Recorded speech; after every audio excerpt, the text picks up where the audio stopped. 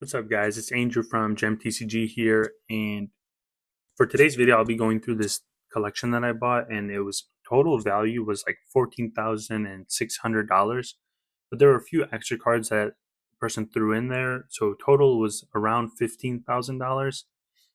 And this is the most expensive collection I've ever bought since my time of like in the last 3 years. So it was pretty crazy, and I never expected to buy a collection this big. I've always wanted to. And that's why I kind of wanted to film this video just so you guys can see how I go through a collection this big, and then just to see like the cards in there, because there's a lot of rare and unique cards that I think you guys would find interesting to look at. And before we get into like the main part of the video, I want to mention two things. One is that I have a Patreon if you need help starting and growing your eBay stores. And then two, my partner and I have been working on a app where it tracks TCG player market prices so that you can see when cards are jumping or declining in price overnight, and basically get alerted when cards have huge price changes. And if you go to my website, the link will be in the description, but it's gemtcg.com/tcg-watch.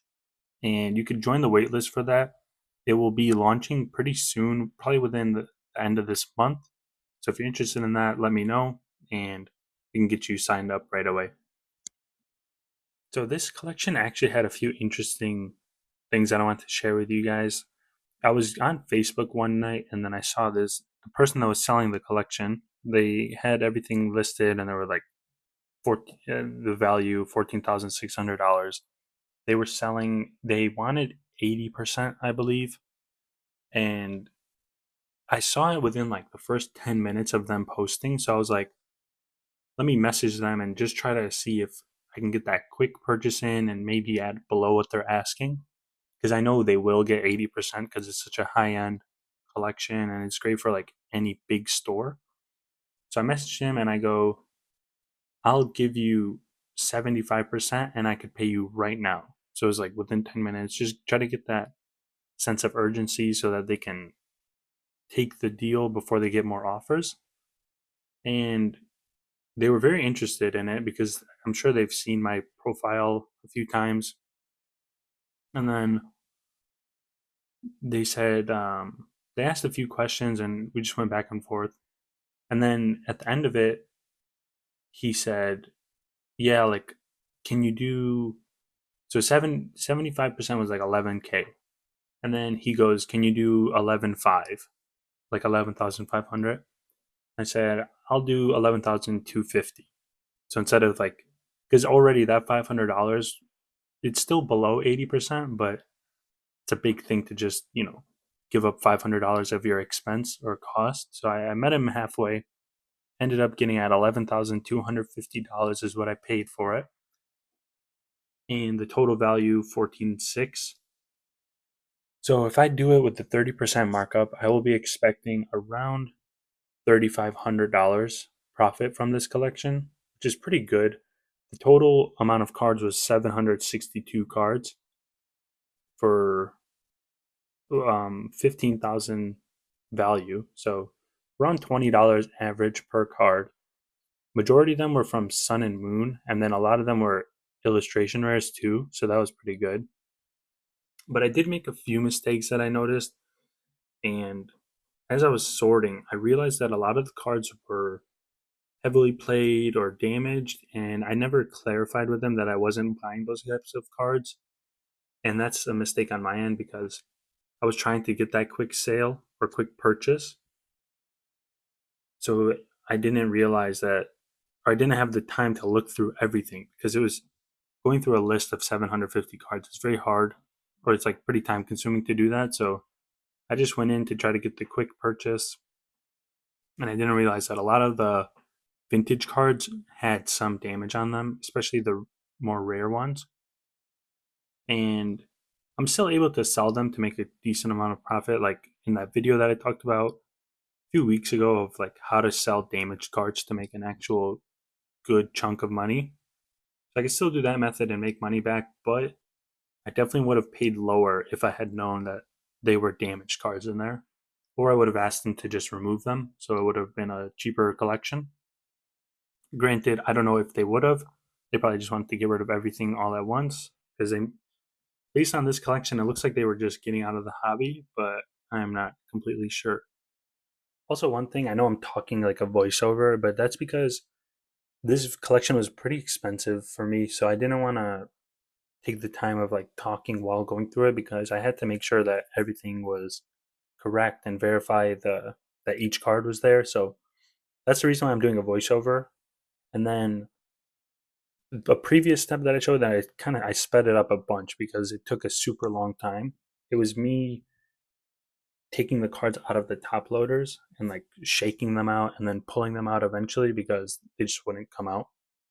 And if you notice that I shake them out, it's a lot quicker than manually pulling out each one by one.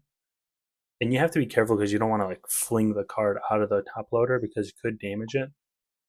But that's why I had my hand covering it. So if you want to look back and see how I did that, it's definitely very helpful when you're going through this many cards because if I were to go through each one, 760 top loaded cards, and pull them out one by one, it would take a pretty long time. So you got to find out how to do it quicker. And at first, I was pretty upset that they were all top loaded because when I look back, it took me around 45 minutes just to get all the cards out of the top loaders. But then I realized like a top loader is 10 cents. So getting 760 of them, that's $76 worth of top loaders that I just got for free.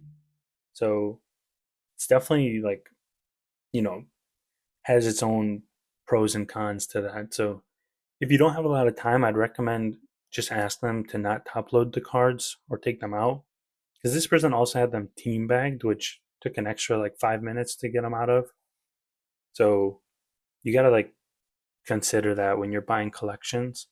And for sure, when you're buying bulk, you don't want to have anything sleeved because it's just a big time commitment to get them out of the sleeves, and you can't really sell bulk lots in sleeved cards because it's just a lot harder and they take up a lot more space. And what I'm doing right now is in the video is I am sorting them by the types. So the top left one is just like cards from 2003 to 2011. Next column over is Shining Fates and Hidden Fates, like shiny vault cards. Then GX, and then illustration rares, WotC cards, Radiant, and then that one right there with the Mewtwo alternate art is my singles column or group, and that's anything that doesn't fit in a choose your card type listing that I make. So it's like alternate arts, random promos, you know, like anything just random that doesn't have a lot of similar cards in the same rarity or same type. Like that one was a promo. And then the majority of them, like I said earlier, was trainer gallery, a lot of sun and moon cards, and then illustration rares. And these cards can go for a pretty high value because they're in very high demand and they're also a lot more rare than the other ones. And going back to what I was talking about with how I negotiated this offer, I kind of used the time on my end, like leveraged the time part to get them to get that sale quicker. Like I offered, I have payment ready. I can get it sent right now. I won't waste your time. We'll just get it, get it dealt with. And when you're dealing with high collections, this can be used in your favor. Even smaller collections, you can, but definitely with these bigger collections, because a lot of people you'll notice is that they just waste time. So you can come to them and say, I will give you, a little bit less than what you're asking, but I will send the payment right now. You don't have to deal with anyone else. You'll just get the sale, get it over with. You will find a lot of people that will like to do that and will actually take your offer, even if it's lower than what they were asking for. And I know I've been always talking about like buying collections from Facebook groups, but I never made a video on it, and I will make one soon. It's just been a little bit hard because things have been really busy in my life lately, and that's why I missed the past 2 days. So I'm sorry about that. I know I've been trying to make a video every single day, but the last few days have just been very busy, so I wasn't able to. But starting next week, I want to get back on that consistent like daily posting. And some of the videos I have coming up soon are how to do coupons for your store, how to find collections on Facebook groups, and I have a few more lined up that I wrote down, but they're pretty helpful videos that I have lined up. Also, one thing that I didn't really consider when buying a collection of this size was that it's very risky to be spending this much on like a collection because you never know if they are a scammer or if they're like actually selling what they're telling you they're selling, because this guy could have put everything at near mint and then sold a bunch of damaged cards or misdescribed, like described in the wrong condition or different type. Because one thing you'll notice with a lot of sellers is that they don't know how to differentiate first edition from unlimited, especially with the TCG player list, because it automatically puts it as first edition. And sometimes they'll even be selling the WotC cards as like the German or Spanish versions, and they won't know that because they look the same, but just the typing and the language is different. And some people will include those and they won't even know. And you just have to be careful with that because, like I said in my last video about the PayPal cases, like how to open them. Uh, Actually, this Mewtwo card was pretty sweet. I've never seen that one in person before. But like you'll see, is that your money gets locked up for like a month if you get scammed and you have to open a case. And me just throwing away, or not throwing away, but locking up $11,000 is pretty big if you think about it. Like having that locked away for a month is a very big commitment.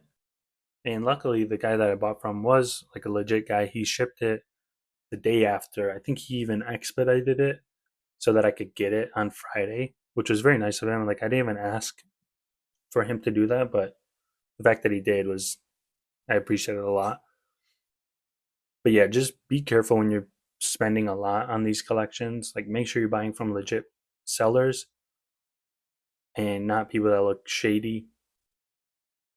And then if it's a small collection, like for me, my like relative to what I spend, it's like $100 collection. I could afford to just, risk it. If they're trying to scam, I could still get protected with PayPal.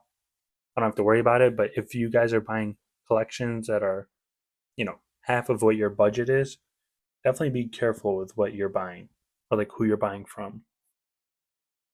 But another weird thing that happened to me from this collection was, since it was such an expensive one, I wasn't even able to make it in one full payment. Like I had to do 10,000 and then 1250 on the second payment. And I don't know if it caused this or something else caused it, but my bank like shut down my credit cards for some reason, and they won't let me, like they requested documents and stuff to show my income, which is very weird. Like I've never had that happen before. I've been working with them for over a year now. It's a Amex bank and then also Amex credit cards, but I've never had issues, and like I pay them off all the time in full each month. And I've always had a, pretty high balance on the account, but for some reason they like paused my payment because I think I've just been spending too much this month. I think I spent like 20K in the last week on collections. So maybe they flagged that and got like suspicious, but I've been working on that now, so I can't even buy collections. So it's been a little bit weird having to deal with this. I don't know how long it's going to take, but for the last like few days, I haven't been able to use those credit cards. And that's another thing. Like, if your credit card limit is, let's say, $1,000, you can't be buying collections with that credit card for more than maybe 1,500 or 2,000, because they will flag it and they will think like something's wrong. I think that's how it works. Sometimes they can, like, one of mine is a $2,000 limit, but like I have 20K in spending power. I don't know why it's like that or what those differences mean, but I'm able to spend like 20K at a time with that credit card, which is very helpful because if I had to spend 2,000 a month, I would be very limited on what I could buy. Because right now I'm spending around like 10 to 20K per month in inventory. And I never used to spend this much, but since the market is so hot right now and the sales have been very well, I'm able to just buy more inventory, which has really helped me scale my store as well. So it's basically you just got to spend money to make money in this industry, because the more inventory you have, obviously the more sales you can make, and it attracts more customers. It gets more, you know, bigger storefront. It's just a lot better to do or to have more inventory and get that like filled up as much as possible. Even though like I don't recommend leveraging or using credit to get inventory so that you can sell it within a month and then pay off the credit, because that's very risky. And unless you're willing to sell cards at a very low margin, then I would not recommend that. Now, of course, if let's say you're going to like a convention, like a big one, and then you want to buy a huge amount of inventory so that you could sell it all there, because you'll know like you'll make a huge amount of sales in one day, then of course it might make sense. But if you're just buying them to then list them on eBay at a higher margin, then you definitely don't want to be using credit or leveraging to do that. Because another thing is, what I've noticed a lot lately is when I'm buying collections from people, like sometimes they'll sell it at a very low price, and I sometimes I'll ask them even, I'm like, is there a reason why you're selling this for so low? Like whatever, just try to make conversation. But then they'll say like, oh yeah, I need to pay off my credit to afford, or like to stay, positive. And this happens a lot more so with store owners, like people that own a LGS, because they have bills and rent and they need to get more inventory and all that. So they often have that problem of over leveraging and then having to use credit to get inventory. And it can be scary, and it often leads to them selling things at a loss or at like breaking even. So it's very scary, and just I would recommend staying away from that unless you're comfortable with dealing with leverage. But it's, I don't know, it's too stressful in my opinion. And also for this video, like if you guys want any more collection videos like this where I show the actual collections, let me know. And also let me know if the angle is fine. Like I tried to get it as close as possible to show as much cards, but it's a little bit hard when I'm sitting right there and then the phone is hovering over me with the tripod. So I can try to get it at a different angle, but I don't know. I thought this was decent and it showed the majority of the cards. Only stacks that are kind of hidden were the EX cards and the Evolutions cards, and then something on the bottom right by that Charizard, but I'm not sure. And yeah, that's about it for this video. I think it's starting to wrap up. Like I'm almost done with the collection sorting at least, and then if you've, let me know if you guys like this video. Sorry for the delay. I missed the last 2 days on posting. I will have some videos coming out soon, and I will let you guys know how my sales have gone with this recent purchase, because it's going to take me quite a while to list all these cards. I think it's going to take like at least like a couple hours, probably like a full day of listing. But yeah, check out the Patreon and the TCG Watch app or tool that we will be creating. You can join the waitlist if you want. And I will see you all in the next video. Peace.